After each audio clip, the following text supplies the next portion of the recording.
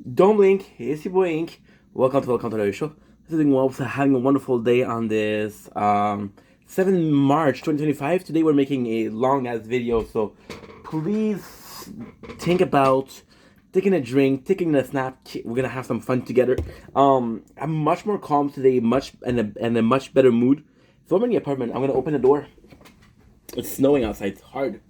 So in a much better mood. We've been thinking a lot about I'm a guy that feels emotion a lot. So I'm a guy that feels emotion a lot, but I never really process them. So lately, I've been feeling like almost as an imposter. In a couple of videos, and I was talking about a lot of transition. Like I thought this year was gonna be about equilibrium and balance, but it's almost about transition. And don't worry, it's not that transition as you think. However, it's about transition a little bit, and it was while we're working tonight that I realized exactly what the fuck was going on. You know, um, I this is a weird video. Okay, admittedly, I went out to get my water and I forgot about my water. Yeah, I'm a bit nervous because again, it's a day where there's a lot of realization. It's a day where I'm more calm. I'm more calm, but I'm stressed. I'm more calm and I'm more thinkative than just working.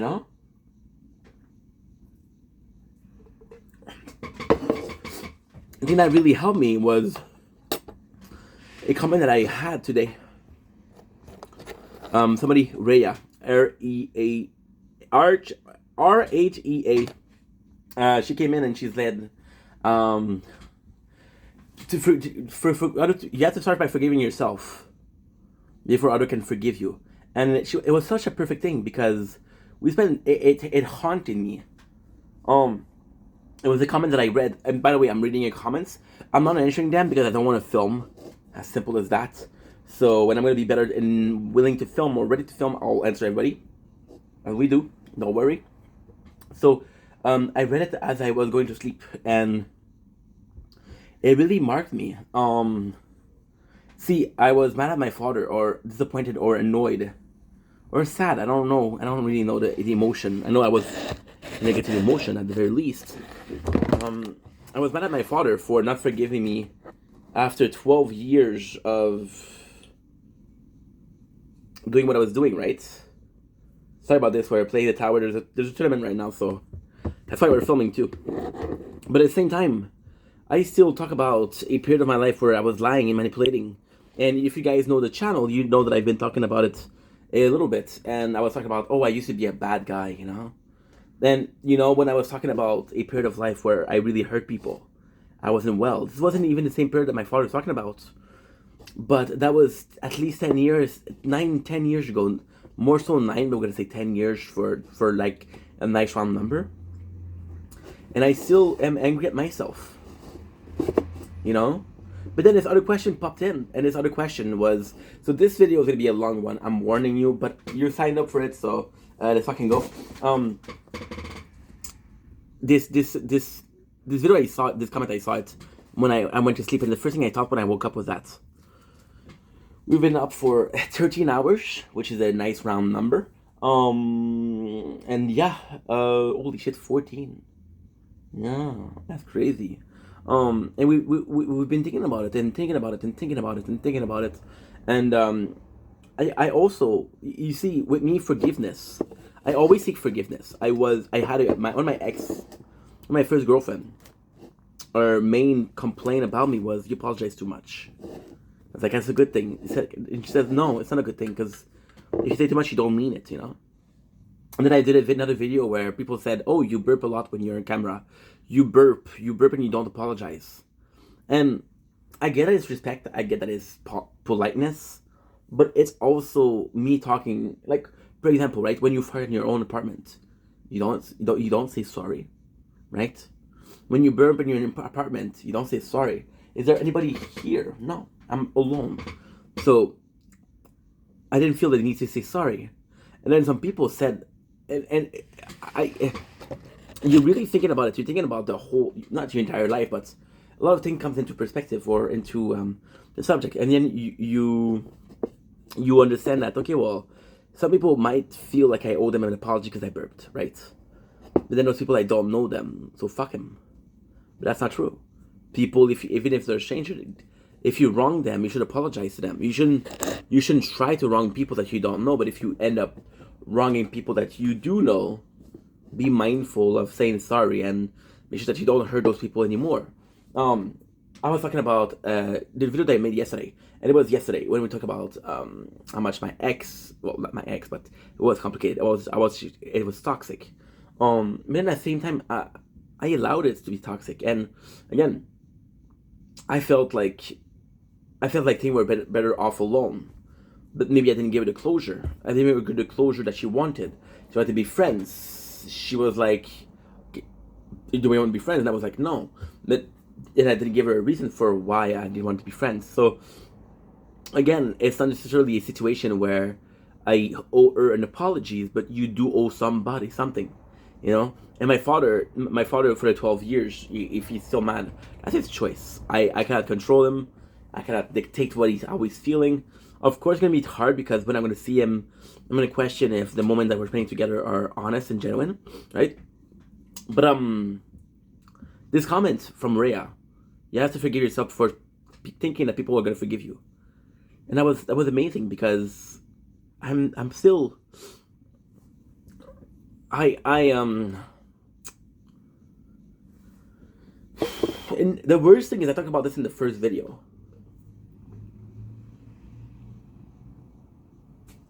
At a very young age, I almost had the system of survival. If my father was mad, I went to my mom. If my mom was mad, I went to my dad. That was about survival. They'll calm down, right? And again, with the comments of Rhea, when one of my parents was mad, I went to the others. When I was mad at myself, who did I go to, right? And I don't know the answer for that. I feel like I have a lot of repressed memory, or a lot of repressed emotion. And the worst thing is I don't even know the repressed emotion, or I just didn't allow myself to feel those emotions.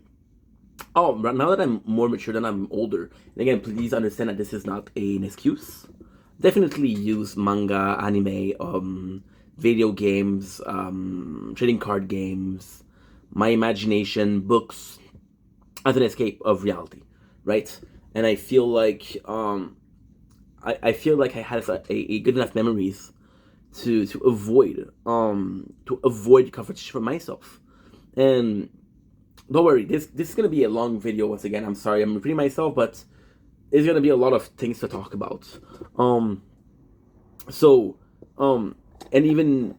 you think you healed yourself. Now my problem with myself is and I'm not playing victim, but I spend a lot of my time alone. When I spend my time alone, I'm not confrontational. So when there's confrontation, I don't really react to it. Like right now, we're watching a 90 Day Fiance on the TV. And I'm watching 90 Day Fiance because I'm not a confrontational person. So when there is confrontation, I'm like, holy shit, this is so surreal, right? When I was alone, I didn't have to deal with people. Now I'm thinking about people like Carl. I talk about Carl a lot, but I'm talking about somebody like I had this girl when I was 2021, Lubio Mira Moskova. Shout out Mira Moskova. And she was a really good person, and it was always I always felt like it was a potential romance, but I was a fucking coward. Every time I had issues with myself, I would run away, and I would put her through that. I would leave and come back, leave and come back, you know. And I left with a friend of mine, which you guys probably know whom, because she was also doing that. But I did that myself, you know.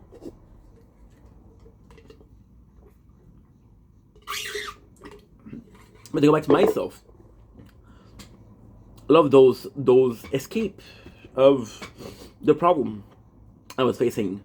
For example, oh, something bothered me. Okay, well, I'm gonna think about Naruto. Something bothered me. Okay, well, I'm gonna think about Yu-Gi-Oh. You know, and it's funny because with ADHD, you have such an easy way to distract yourself. ADHD as when you grow up, and I'm not using this as an excuse, but ADHD as you grow up, you learn to master it. You learn to live with it, right? So you know that your brain's gonna go A B C D E F G, right? And it's nuts because if A is a bad place, I don't have to focus on B. I have all these other places to go. It's just that I have to avoid A, right? So I had even more excuses to just run away, right, from your own problem. And then you see, even at my last job, and my last job wasn't years ago. It was a year ago, the 29th of March, where the 7th of March. It'll be a year soon. And my ex job, no, my last job, sorry, I'm French. It was a lot of that too. See, I always talked about how, so I thought I would talk about my bully, right? And the bully was also something that I avoid. And we're talking about content creation because I'm also talking about why I stopped making, when I'm not making video right now. I don't know if I'm gonna be, I don't think I'm gonna stop. But I'm not gonna come back before this weekend, possibly Monday. I'm going to my mom's on the 11th. Possibly when I come back from my mom, I'll make content, right? But the problem with that was, my bully, he was trying to push me, so I would react to him. I would get mad at him, right? And or even then, I would force myself to avoid confrontation, and I would become so afraid of him, in his mind, that I would work harder. But with me, when there's a situation, I shut down. For example, at my father's house when I left, and I told you guys the story. This situation was toxic, so what I did was I stayed in my room. They wanted to be toxic; they could be toxic on their own. In my room, I couldn't do shit. I couldn't get hurt, and my father still is hurt by the fact that I chose to stay in my room, right? Which is the reason why he's still mad after 12 years, because instead of fighting, instead of pushing myself to solve situation, I would hide in my room. But what he doesn't understand is that's preservation. It's not confrontation, it's preservation, right? It's like, I don't know. I'm always obsessed with this food concept, but it's like, it's a complicated question. You have food that you like. I have food that I like, right? And all I have to do is eat that same food over and over and over and over and over and over again. I'll be fine, right? But if I go out every single week, there's gonna be a special, right? Then there's gonna be a week that a special I'm not interested in. The feeling of preservation was, why go out and fight with people when all I have to do is stay inside and eat what I want to eat, right? And that's emotions. Why go out of my room and fight with people every single day when all I have to do is stay in my room? I'm not gonna fight, right? I'm not gonna fight. My stepmom was talking about leaving my father because the situation was so bad. I was in my room. What am I supposed to do? What can I possibly do to you guys? And it's crazy because the irony of it. One of my cousins, I'm not gonna say his name because I think he's a good guy. I just think he needs some guidance, some guidance, some purpose. He's older than me, 8 months, and he still lives at his parents' house. He's 23 years old, and there's nothing wrong with that. But he doesn't go out of his house, of his room. And my father went to my uncle. I want to say 3 weeks ago, and he said, "Oh, your cousin was there." I said, "Oh, nice. How is he doing?" Because we were close, right? We're the closest in age and all the family. So I have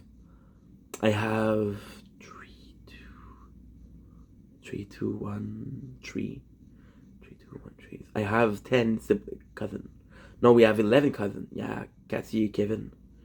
I have 11 cousins, and in age I'm the closest to this cousin in particular. And I have my father. How is he doing? You know, my father said, I don't know. He didn't come out of his room But at the end, you see, I would say at least high, but I would say at least high, but it's not because your roommate has visits that you're supposed to see them, right? Now I said that to my father. My father said, "Yeah, but I'm his godfather." I said, "Yeah, but when last time you called him? When's the last time did you ask how he's doing? When was the last time that you called him, right? You're a stranger to this guy, right?" And again, I'm not trying to be a dick, but it was the truth. So, you caring about people is fantastic. Caring about people is fucking phenomenal.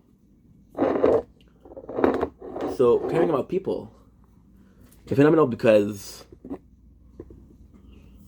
there's no middle. You care about somebody, you don't care about them, right? It's as simple as that. I was watching this guy, right? This ex-mob, Rob the Knob. And the beautiful thing about this guy was he was saying like, I would rather somebody hate me, and the person says why? People fake loving you, they'll never fake hating you.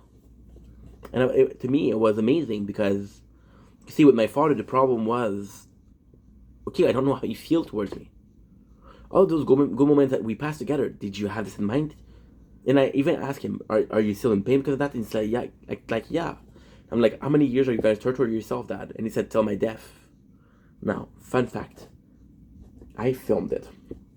Now, I wasn't trying to trap him. I wasn't trying to spy on him.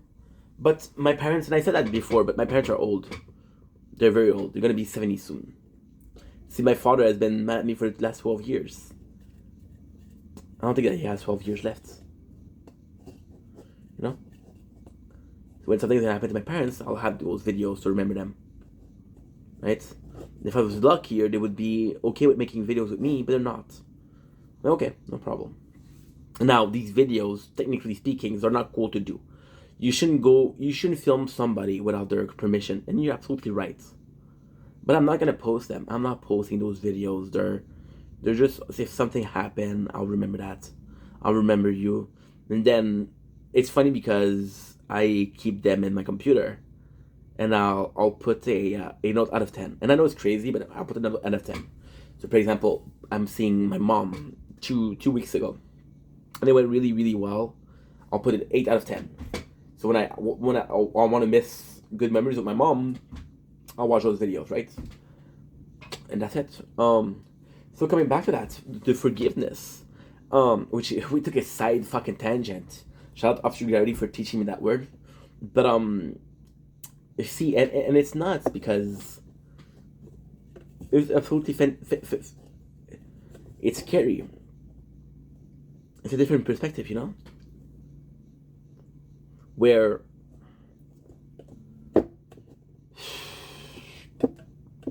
you realize that you never seek for forgiveness for yourself.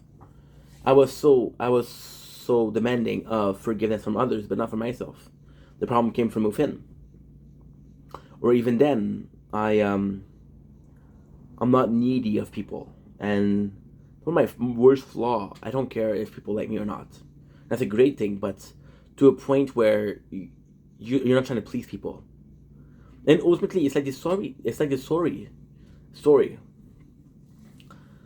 It's not because you don't have to please people that you shouldn't try. It's not because you don't have to apologize that you shouldn't apologize. It's all the question of reading the room, right? But the exact same way. And it's kind of crazy because I never did that. And I don't know if it's innate. I don't know if it's a sign of mental problem, but you should be able to read the room when there's 10 people. But you should also read the room when you're alone. And I don't do that. And I don't know why. See, with the factor that I never really paid attention to myself. Never really. My father's house, I would be avoiding of trouble. I would say yes. I would say yes to everything. And it was nuts because I would say yes to something he asked me to do. Say, hey, better the house better be clean when I come back. And I would say yes, knowing I wouldn't do it. Because I'd rather be in trouble in a couple hours than in trouble now. Which is insane. With my mom was a bit more simple. My mom was a bit more simple. But and I was mad at my mom for a while for that. But when my mom was simple, she wouldn't give me shit. But then she would tell me, I don't know what to do with you. So my mom, she sent me to shrinks. She wanted to send me to a military school. She wanted to send me to a foster home. And when I asked her later on in life, why did you do that? She couldn't. I couldn't help you, Ink. I had to find some way to help you. And that's true love. True love is letting somebody go, right? But at the same time, I didn't make an effort. I didn't make an effort with my mom. My mom, although that she's not a person that talks about herself a lot, she's very reserved. My mom, she's a weird person. She's a very weird person. She's very social. She's very socially talented. She's incredible. She'll be instantly loved by people, and I love my mom. But she doesn't talk about herself, right? I was talking about because I was talking about the girl that I met. The girl I was talking about how she hurt me, right? And then my mom, she was like, why did you guys break up? And I told her why we broke up. And then she's like, oh, you didn't treat her right. And I'm like, Ma, you're not letting me finish. You're assuming that I'm not right. And I told her what happened, and she's like, okay, yeah, well, you shouldn't treat people like that. You were right, but you shouldn't treat people like that. You know? And my mom, she's a lot more passive. My father's and that's the way it is. My mom was always about love. My father was always about respect, right? And as a kid, you don't know if you prefer respect or love. Now, ultimately speaking, love, I think, is better. The respect is also important, right? I treated my parents like shit. I treated loved one like shit. I treated loved one like shit, but I never treated somebody I respected like shit. That's crazy, right? And I feel like I treated myself the worst, right? I was talking about forgiveness, and that's something that's gonna be hard to forgive because I did treat myself like shit. And ultimately speaking, I'm facing a dilemma right now. The dilemma is, did you really forgive yourself, or are you just wanting to move on? Did you forgive yourself, or just avoiding problem once again, right? And I don't know. I don't know. Lately, I've been lacking motivation or purpose to make videos, and that's my dream, right? So if I'm not willing to do my dream or to achieve my dream, I was talking about a follower, a mod, saying, "Hey, this is the downfall of Ink." Even if what he said was shitty thing to answer, the way I reacted was shitty too,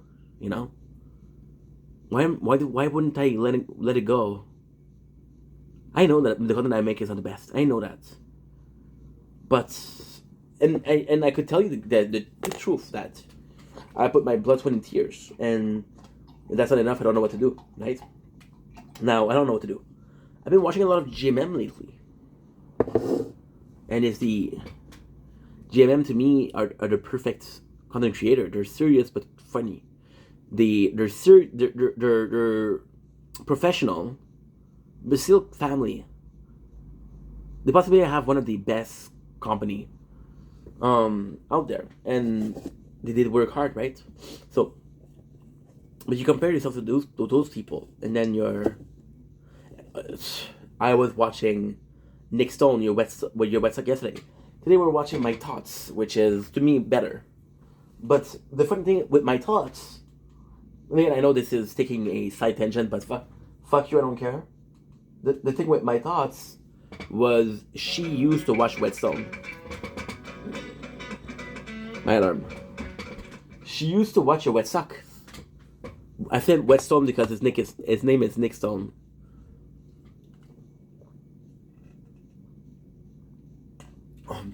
who was a fan of him, and then she became better.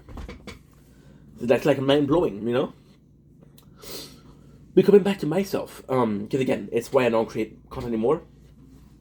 I'm having a really big crisis on, and you realize that I've been talking about this for 3 days, and I've been using different words. I've been using different. I've been using different way of talking about it, different example, right? But it's still the same thing. I've been having since 2025. I've been having a lot of difficulty with ink. Where does ink belongs, and where does Steph belong? Now Steph belongs everywhere because this is my life. This is my reality, right? But ink is a character that I created. It's not a character. It's myself. But at the same time, and it's so stupid because if you want to, let's go really in depth, right? When you look at my real name, Stefan, that's on my document. That's on my government. This is on my birth certificate. This is my SIN, social insurance number. This is everything. When I'm receiving a package, I'm receiving a package that says my real name, right? Now, funnily enough, Uber Eats will send me Ink Vendetta. But that's me that asked that. So on paper, it's super simple. Ink doesn't even exist on paper. In real life, when I walk the street, people, and I think that's something scary. I think that's something scary. People will recognize on the amount of I'm not on camera. They should. There's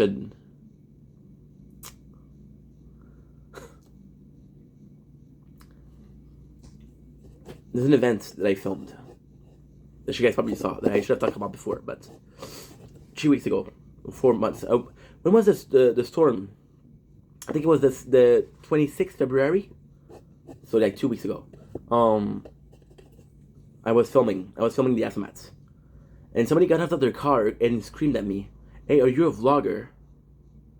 And I didn't have the balls to tell them. Again, the guy was screaming at me, and I didn't expect the guy to scream at me. So I was like, "Okay, what the fuck is going on?" I was like, "Yeah," even though it's not true because I don't make money out of it, right? Sister, what's your name? And right away I said Ink Vendetta. Right away. Right?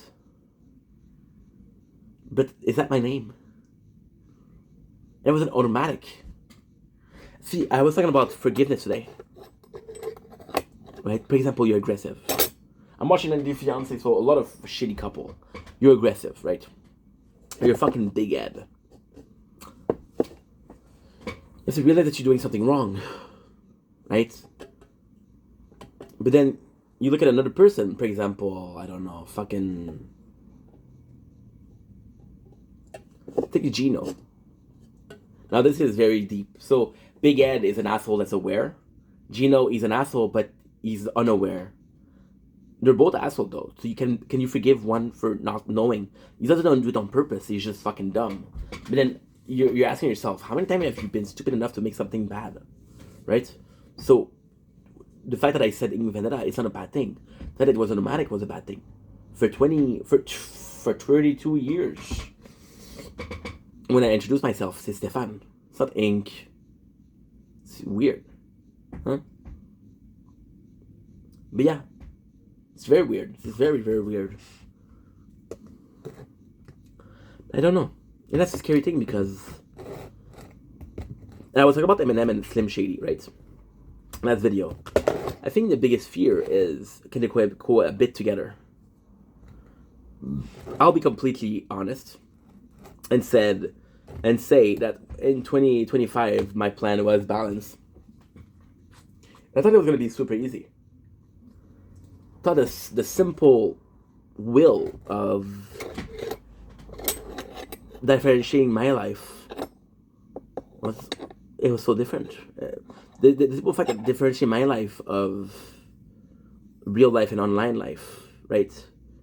And the answer was stupid because I've been writing some recap on the computer, and there's something about the tap on the computer that brought me back to when I started making content. See, I'm dealing with something right now which is I overstepped my boundaries, my own boundaries, with making content. When I started making content, right, it was no camera. It was a dude playing video game, making commentary. I used to write corn. But once again, it was a dude writing corn. It wasn't, look at me. And then when I started making camera, when people knew my face, they knew they could put a face over the name or the voice, right?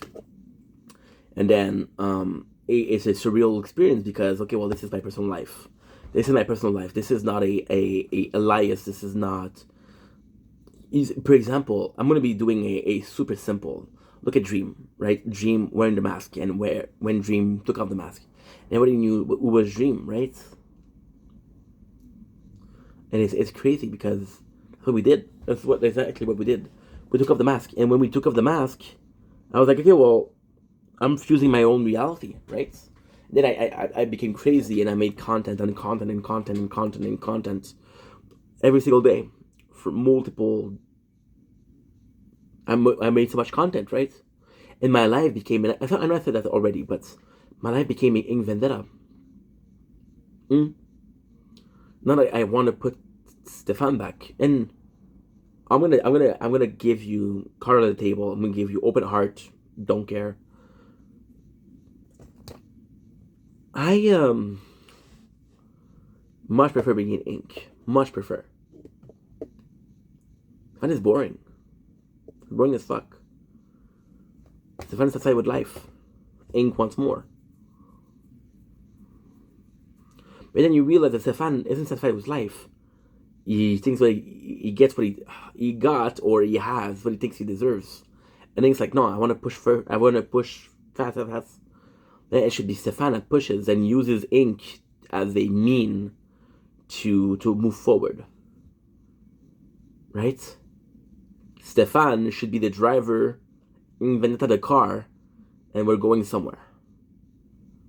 But then we have Ink Vendetta, and you have Stefan, but it's not in the car. He's not in the car. He's not driving. So you have a perfectly good car. You have to go somewhere, but you're not going there. Right? And the car analogy just came to me. But it's so crazy because, like I said, when I do the intro, it's like a clap. It goes in. When you go into your car, that's a true story. When you go into your car, right? And you're sitting in your car, before you turn on the gas, before you turn on the car, you're just sitting in a car. You're not driving. But when you turn on the car, you're driving. Right now we're sitting. But I'm satisfied, you know? So coming back to the answer to this trouble, and today I'm in a really good mood, and you're gonna know why. We started writing, and I realized that I missed that. I realized that just like I'm in my real life, I'm not a thinker. I'm a doer. I go down. I lower my head, and I just march forward like a fucking bull. If I find a wall, I'll hit the wall. I'll go back, and I'll hit the wall again. And if the wall falls, the wall falls. If the walls don't fall, well, it doesn't fall, and I give up. Right?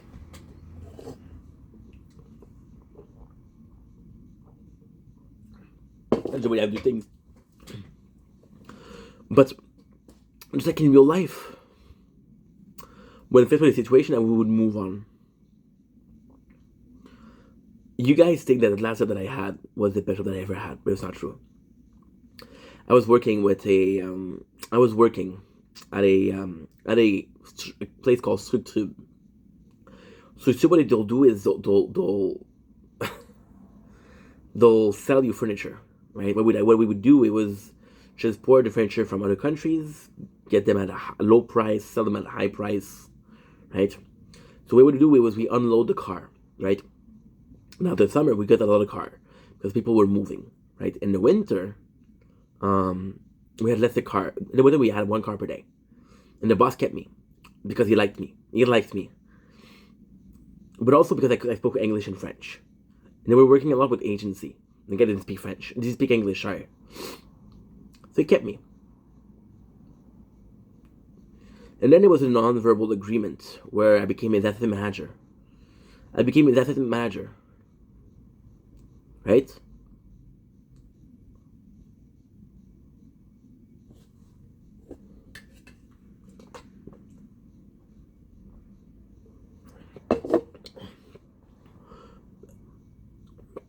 And then the summer came back. We had the cars, and this guy came in and told me, your guys are not doing shit. Go talk to them. Me? Okay. So I go and talk to them, and they don't do shit. And instead of pushing forward, like, what do I want you to do? They don't listen to me. He said, try again. I ended up quitting that day. Yeah. And when people ask me, why did you quit? Say, oh, well, they wouldn't need to have responsibility, but they were not willing to have the same salary. What I didn't know is that the manager had the same salary. The manager had was also a temporary agency worker. He had the same salary as me. They gave him responsibility because he was there for a long time, and he said, okay, no problem. Right?